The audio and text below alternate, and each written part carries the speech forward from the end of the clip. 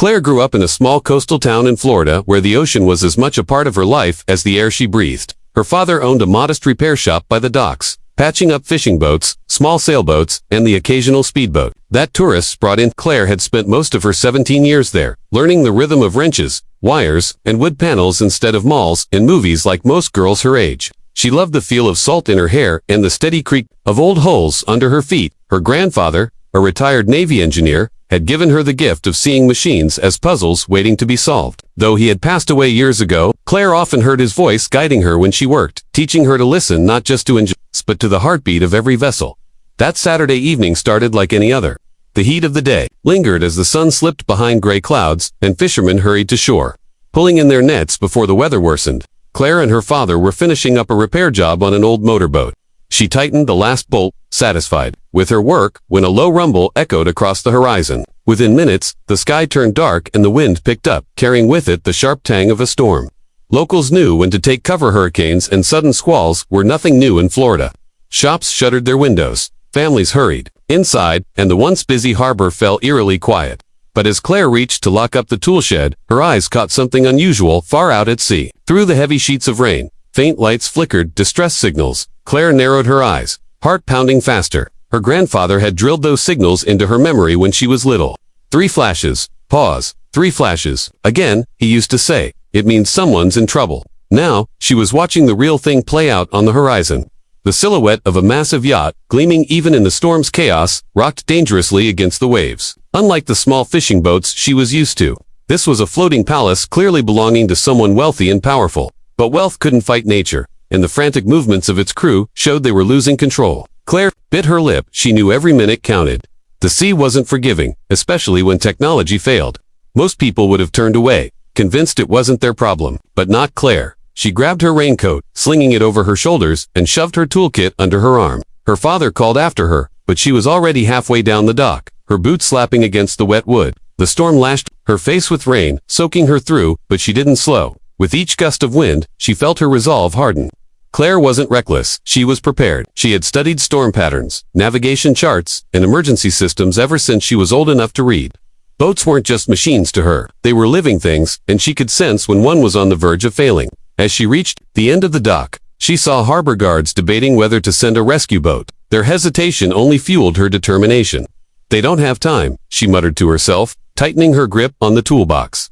The Billionaire's Yacht loomed larger as she boarded a small dinghy tied to the pier. Rain pelted her face, the waves tossing the little craft violently, but Claire's hands were steady on the tiller. She maneuvered toward the distressed vessel with a confidence that shocked even the harbor staff who watched from shore. That girl's crazy, one muttered, but another shook his head. No, she knows what she's doing. Lightning cracked overhead, illuminating the luxury yacht like a ghostly giant struggling in the storm. Claire's heart raced as she approached the boarding ramp, which was lowered just enough for her to climb aboard. The crew, drenched and panicked, gaped at the sight of a teenage girl hauling herself onto the deck with a toolbox. Kid, you shouldn't be here, one sailor shouted, his voice nearly drowned out by the roar of the storm. But Claire ignored him. Her sharp eyes darted toward the control panel, sparks flickering where water had leaked into the electrical system. She could smell burnt circuits, and hear the groan of overworked pumps below deck.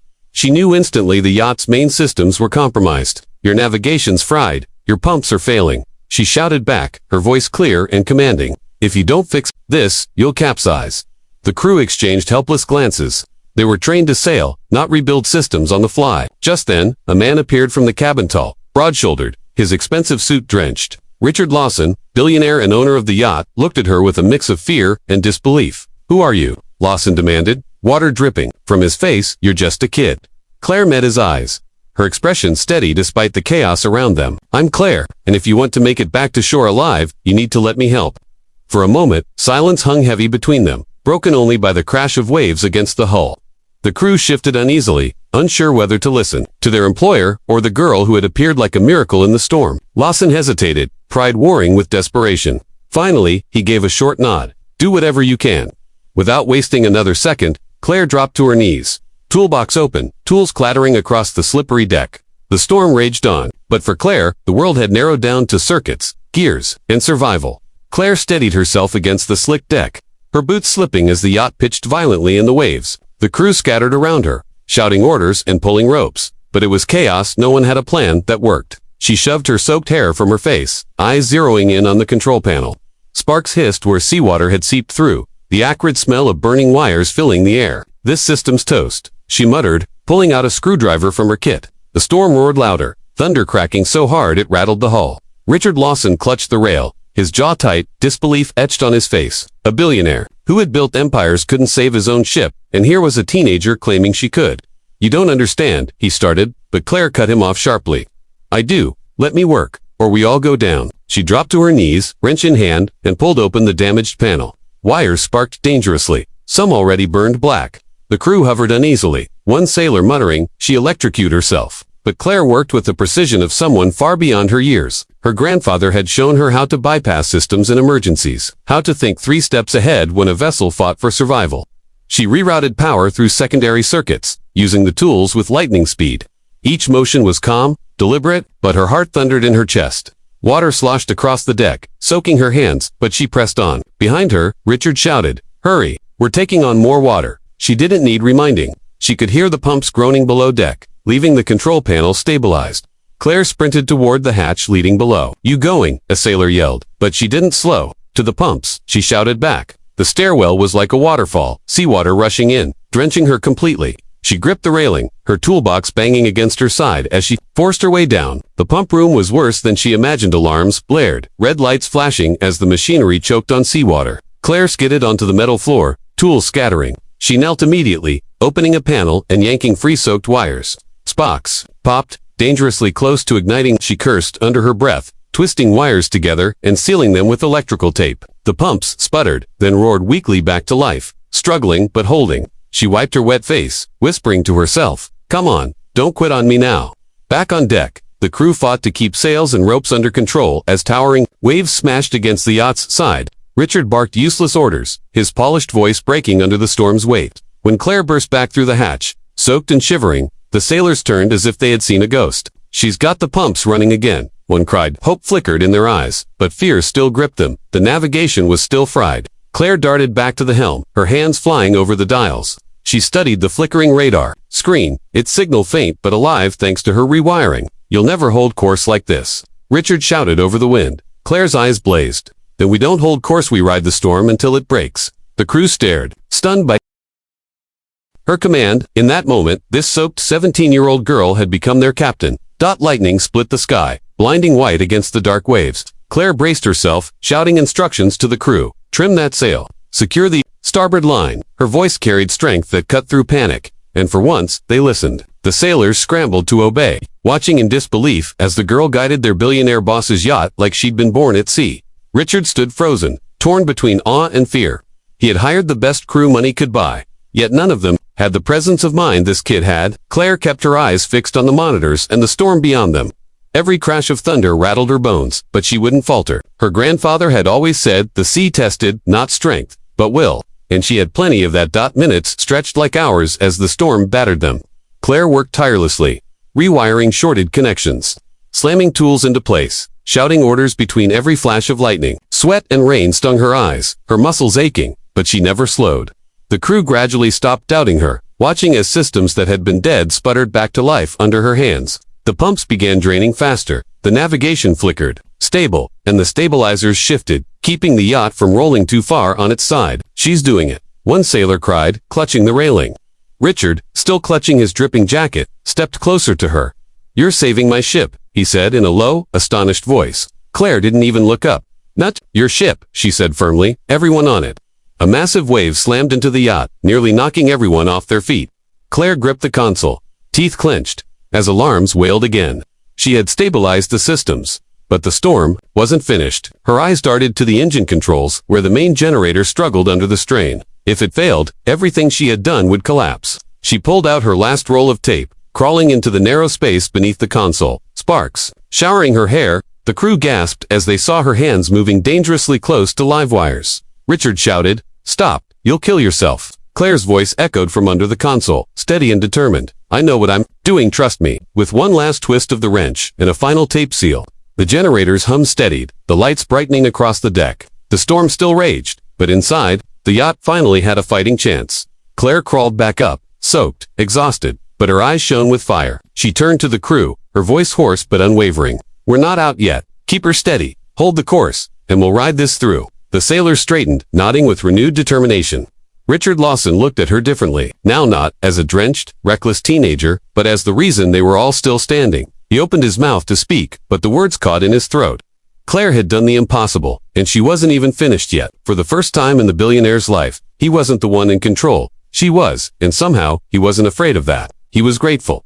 The yacht surged forward with newfound strength as its engines roared, sending vibrations across the deck that felt like a heartbeat returning to life. Claire gripped the wet railing, her chest heaving with exhaustion, but she refused to falter.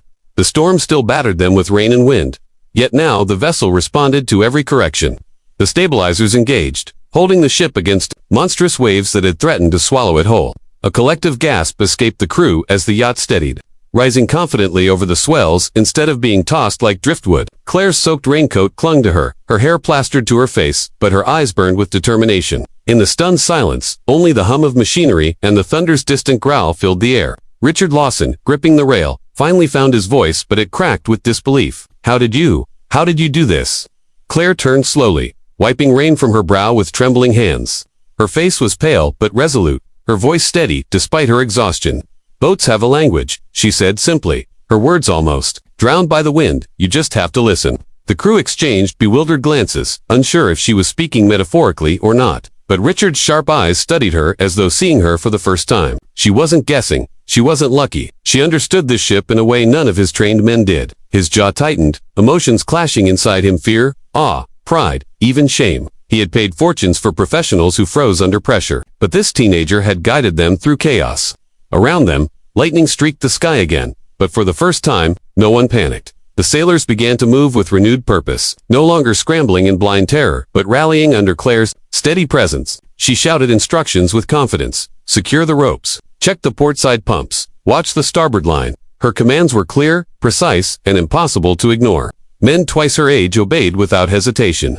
Some of them glanced at Richard, but he didn't interfere. Even he realized leadership had shifted. One sailor, his hands raw from pulling ropes, muttered under his breath, "She saved us." Another nodded, his face pale but hopeful. For a moment, Claire almost smiled, but then a deafening boom rolled across the sky. A final wall of rain and wind hit the yacht, the sea rising like a monster ready to devour them whole. Everyone froze, bracing for impact. Claire didn't. She leaped back to the helm, her hands gripping the controls. "Hold steady," she shouted, her voice carrying above the storm. Her fingers flew over the navigation panel, correcting their course by mere degrees, just enough for the stabilizers to counter the surge. The yacht climbed the massive wave, the bow slicing through water that foamed like white fire. For an agonizing heartbeat, it felt like they would topple backward, but then the ship crested the wave and slammed down on the other side with a thunderous crash. The entire vessel shuddered violently, but it held. A roar of relief broke from the crew, some dropping to their knees, others gripping the rails in disbelief. Claire's shoulders slumped, but she forced herself to stand tall. The worst of the storm had passed. Gradually, the thunder rolled farther away, the lightning fading into distant clouds. Rain softened to a steady drizzle, the wind easing enough for sailors to breathe without choking. The once chaotic deck now echoed with deep, shaky sighs of survival. The yacht floated, battered but alive, steadier by the minute as systems recovered. Claire let out a long exhale, pressing her palm against the console as if feeling the yacht's pulse. "You did good," she whispered, half to herself and half to the ship. Richard stepped forward cautiously, his designer shoes soaked and ruined, his fine coat torn by the storm. He had faced corporate wars, courtroom battles, and hostile takeovers. But never had he felt so utterly powerless as in that storm, and never had he felt so indebted to anyone as he did to this soaked girl. "Claire," he said softly. The first time he'd used her name, she looked up, surprised by the gentleness in his tone. He searched for words, struggling to reconcile the chaos with the miracle before him. Finally, he asked, "How could you possibly know all this? You're what, 17? She hesitated, her gaze flicking to the rain-washed horizon. "My grandfather taught me," she said quietly. "He used to say the sea doesn't forgive mistakes. If you want her to spare you, you learn her ways. You listen when she speaks." Her voice cracked faintly, but she didn't let it show. The memory of her grandfather, his weathered hands guiding hers, his patient voice teaching her how to repair engines and read the stars, surged inside her like a fresh tide. She carried him with her, even now. The crew gathered closer, no longer doubting, but reverent. One of the sailors stepped forward, his voice rough. "Miss, if you hadn't come aboard, we'd be at the bottom by now." Claire blinked, unaccustomed to such words, and glanced away, uncomfortable with the weight of their gratitude. She hadn't come for recognition. She came because she couldn't stand by while people suffered. I just did what needed to be done, she said, her tone firm but humble. Richard studied her in silence, his mind racing. He thought of all the engineers he had on payroll, the specialists he trusted to design ships worth millions, and none of them had the instincts of this girl. For the first time, the billionaire wondered if perhaps true genius couldn't be bought. The sea calmed further, the horizon glowing faintly as the storm clouds broke apart. A pale band of dawn stretched across the sky, painting the waves in silver light. Exhausted, the crew slumped against the railings, but their eyes remained on Claire as if she were the reason dawn itself had come. Richard, finally, extended a hand to her, his voice steady now. You didn't just save this yacht, you saved lives. You saved me. Claire hesitated before shaking his hand, her grip firm despite her trembling muscles. You're welcome, she said simply, though her eyes carried more weight than her words. Richard held her gaze, realizing that nothing he could say or pay would measure up to what she had done. For a man who had everything, he suddenly felt small beside her. As the yacht steadied into calmer waters, Claire finally allowed herself to sit, drenched and exhausted. Her body ached, her fingers raw from twisting wires and ropes, but a quiet pride stirred in her chest. She had faced the storm and won, not for glory, not for wealth, but because it was right. The crew busied themselves with final repairs, but their glances toward her carried unspoken respect. Richard stood apart, silent, his thoughts tangled. The storm had stripped him of control, of power, of the illusion that money solved everything. Yet it had also shown him something far greater, a reminder of courage, instinct, and the rare kind of brilliance that couldn't be bought. Watching Claire, he knew he would never forget this night. The dock came alive the moment the battered yacht nosed into the harbor. Its one sleek hull, scarred by the storm but still afloat. Fishermen, dockhands and onlookers gathered, murmuring in disbelief as the towering vessel, which many had feared lost, returned against all odds. The crew erupted in cheers the instant the ropes hit the posts, their voices raw with relief and triumph. Some hugged each other, others dropped to their knees in gratitude, and a few simply stared at Claire, who stood at the railing with quiet composure. She was drenched, hair tangled from salt and wind, her hands still trembling, but her eyes held a calm fire that silenced even the loudest cheers. Richard Lawson, a man known for his commanding presence and sharp authority, stepped forward onto the dock slowly, his tailored suit ruined but his pride stripped away. Richard's voice trembled as he approached her, his words unlike anything his crew had ever heard from the billionaire tycoon. You saved my life, my crew, and my ship, he admitted, his tone raw with humility. He looked directly into her eyes, his usual arrogance absent, replaced with genuine awe. You're a genius. For a man who had built empires, who had silenced boardrooms with a glance, to call a teenager a genius carried a weight no storm could rival. The crew nodded in agreement, murmuring affirmations, their expressions lit with respect. Some even clapped, not for Richard, but for Claire, the girl who had led them through death's shadow. Claire didn't flinch or bask in glory. She simply gave a small nod, her cheeks flushed not from praise, but from the cold spray of the sea dot. By the time they disembarked, word had already begun to spread through the town. Dockhands rushed off to tell locals that a small-town girl had saved a billionaire's yacht in the middle of a raging storm. Phones lit up, and soon the news was racing faster than the storm itself had traveled. Cameras began appearing, reporters eager to capture the miracle, but Claire barely noticed. She walked down the gangplank with deliberate steps, her soaked sneakers squeaking against the wood. Her heart wasn't on the crowd or the headlines. She would surely make it, was fixed on one man pushing through the throng of spectators, his eyes wide with worry. Her father had come running, his weathered face pale, his hands trembling until he finally saw her, alive. When their eyes met, time seemed to pause.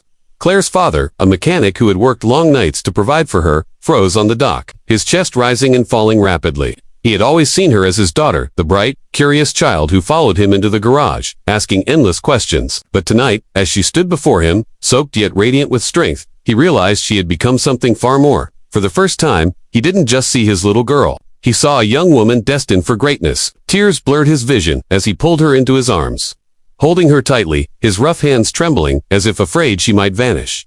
You did it, Claire, he whispered against her hair. You really did it. Claire buried her face into his shoulder, inhaling the scent of grease and salt that always reminded her of home. For all the chaos, for all the thunder and fear, this was the moment she had fought for, to come back, to prove herself not just capable, but extraordinary. The crowd clapped louder, mistaking their private embrace for part of the spectacle. But Claire didn't care. Fame, attention, headlines, all of it meant nothing compared to the pride in her father's eyes.